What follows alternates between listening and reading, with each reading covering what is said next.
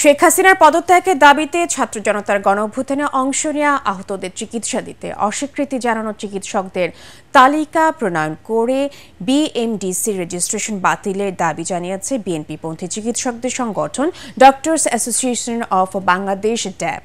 একই সঙ্গে স্বাস্থ্য অধিদপ্তর সহ অন্যান্য সব সরকারি স্বাস্থ্য প্রতিষ্ঠানের গুরুত্বপূর্ণ পদ থেকে অযোগ্য, দুর্নীতিবাজ ও ফ্যাসিবাদের দোসর চিকিৎসকদের অপসারণের দাবিও জানিয়েছে সংগঠনটি। সকালে জাতীয় প্রেস ক্লাবে তোফাজ্জল হোসেন মানিক মিয়া বলেন, এক সংবাদ সম্মেলনে এসব দাবি জানানো হয়।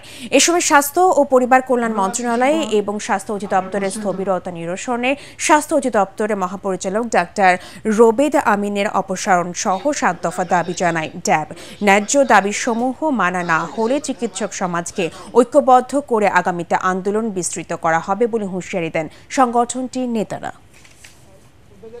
প্রফেসর রোবেদ আমিনের পদত্যাগ, যারা পদায়িত হয়েছে স্বৈরাচারের দোসর তাদের পদত্যাগ, একটা সুষ্ঠু স্বাস্থ্য ব্যবস্থা, স্বৈরাচারের দোসরদের অপসারণ, যারা দুর্নীতিতে নিমজ্জিত ছিল তাদের তদন্ত সাপেক্ষে বিচার, এগুলি তো আমার একার দাবি না, আপনাদের সবার দাবি।